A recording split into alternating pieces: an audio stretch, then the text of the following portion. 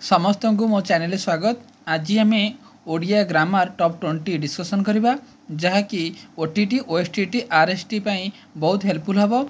तो देखो प्रथम क्वेश्चन चलते स्टार्ट करवा। प्रथम क्वेश्चन शशिभूषण आ भर कूड़ा ठीक पिला देख शशिभूषण तालबेश हसिकार सी भ ध्रुवकार भू मुद्रेश न। तो राइट आंसर पिला हम ऑप्शन 3 हम यार राइट आंसर। नेक्स्ट क्वेश्चन जो पिला 2 नंबर क्वेश्चन ठीक शब्दटी निरूपण कर। देख ठीक शब्द अच्छी सविनय पिला भूल हम विनयपूर्वक। तो विनयपूर्वक हूँ पिला प ध्रुवकार हूँ तार राइट आंसर। तो ऑप्शन 4 हूँ पिला तार right answer. Number 3 number question पिला सेमती शुद्ध शब्द आ भर कौटा पिला तो दूर बस्ता अच्छी आउ दूरावस्था अच्छी दूर बस्ता अच्छी। तो देख पिला राइट आंसर पिला दूर बस्ता ऑप्शन 1 हूँ पिला राइट आंसर। नंबर 4 पिला देख से विद्वान नुहति दयालु मध्य। तेणु दीटा ये गोटे सरल वाक्य आउ ये गोटे सरल वाक्य। तो दीटा सरल वाक्य को नहीं गठित को पिला कौन कहती ना यौगिक वाक्य कहती। तापर नंबर 5 नंबर पिला जो वाक्य एकाधिक सरल वाक्य संयोजित।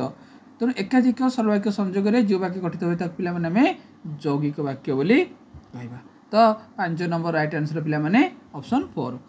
तापर पिला जा नेक्स्ट 6 नंबर क्वेश्चन संग्राम विद्यालय को गला किंतु पाठ पढ़िला नहीं। देखो संग्राम विद्यालय गला किंतु पाठ पढ़िला नहीं यह जटिल वाक्य रूपांतर कर। तो राइट आंसर पिला कौन हम ना राइट आंसर हम जदिओ संग्राम विद्यालय गला तथापि पाठ पढ़ी पारा नहीं। तब नंबर पिला जा नेक्स्ट नंबर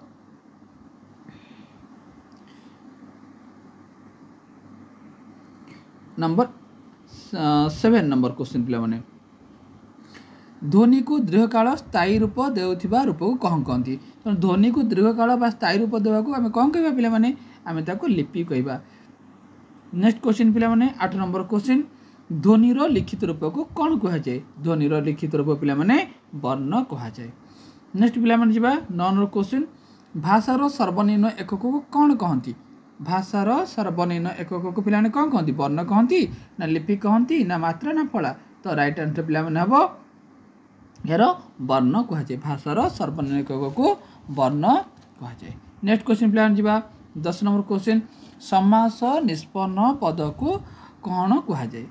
कौन कह जाए पिला समास कहती ना समस्त पद कहती ना समस्त पद ना संबोध पद ना समस्यमान पद। तो राइट आंसर पिला कौन हम ना यार समस्त पद हम पिला राइट आंसर। 10 नंबर ऑप्शन 2 हम राइट आंसर। 11 नंबर क्वेश्चन पिला देख उपकूल यह क्यों अर्थरे अव्ययभाव समास होइछि। तो मन रख पिला एटा भेरी इंपोर्टेंट क्वेश्चनटा परीक्षार अनेक थर एटा पढ़ी। तेणु उपकूल तेणु एटा कूलर समीप समीप अर्थरे एटा व्यवहार अव्यय समास करा जाइछि।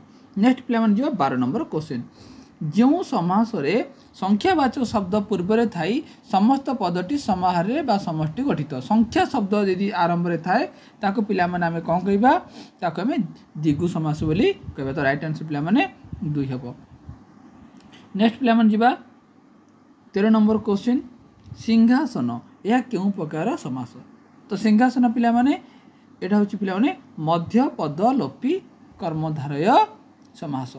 तार पिला जा नेक्स्ट क्वेश्चन पिला 14 नंबर क्वेश्चन गवाक्ष को जदि आम संधि करवा पिला कौन हम गाभी हम ना गो हम ना गब हम ना गौ हम। तो पिला गो युक्त अक्ष हूँ गवाक्ष। तो राइट आंसर पिला हम ऑप्शन नंबर 2 हम राइट आंसर। नेक्स्ट क्वेश्चन जो पिला 15 नंबर क्वेश्चन शॉर्ट युक्त नीति ये शब्द मिसिले शॉर्ट युक्त शब्द मिसिले क्यों शब्दटी हम सन्नीति ना सुनीति ना सुगति। तो पिला ए ऑप्शन 2टा भूल 3 आउ 4 भूल। तो सन्नीति हेल्ले सन्नीति कौश जंतेश ना मुद्रेश। तो राइट आंसर पिला मन रख तार मुद्रेश हम तार राइट आंसर यही सन्नीति ठीक। तो नेक्स्ट क्वेश्चन जा पिला आमर 15 नंबर गला पिला जा 16 नंबर क्वेश्चन मुहु मुहु। तो मुहु मुहु मिसिले क्यों शब्द मुर्मय तो हम ना मुमुस हम ना। तो राइट आंसर पिला कौन हम ऑप्शन 3 मुहु मुहु हम।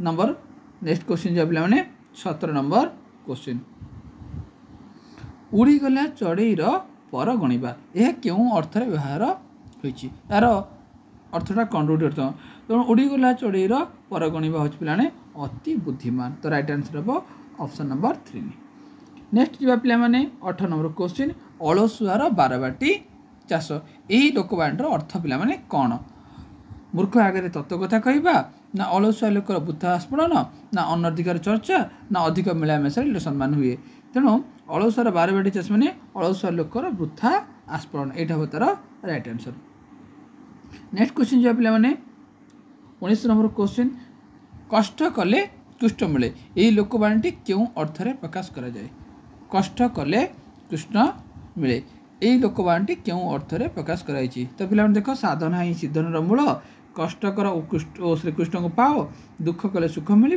ना श्री श्रम कले सुख मिल राइट आंसर पे नब साधना ही सिद्धर मूल नेक्स्ट लास्ट क्वेश्चन आज तो सुलु सुलिया पवन बहुची ए वाक्य क्रिया क्यों परी आमर अनेपर क्रिया अच्छी पे मिश्र क्रिया अच्छी असमापिका क्रिया अच्छी सकर्म क्रिया अच्छी अकर्म क्रिया अच्छी तो यही जो चार्टा ऑप्शन रू सुलुसुलिया पवन बहुची ए वाक्य क्रिया होची पवन ए वाक्य क्रिया होची बहुची तो ये बहुचीटा होची पिला माने अकर्मक क्रिया अकर्मक क्रिया जो क्रियार कर्म न थाए जो क्रियार कर्म न थाए से क्रिया को पिला माने कहती अकर्मक क्रिया जो क्रियार कर्म थाए से सकर्मक क्रिया तेणु ये दुटा ऑप्शन रो तो मन रख राइट आंसर हो पवन बहुच ऑप्शन 4 हो राइट आंसर जदि तुम को MCQ ये क्वेश्चन भल लगुच तो निश्चित कमेंट बॉक्स रे जनइब आउ लाइक शेयर करने को भूलनी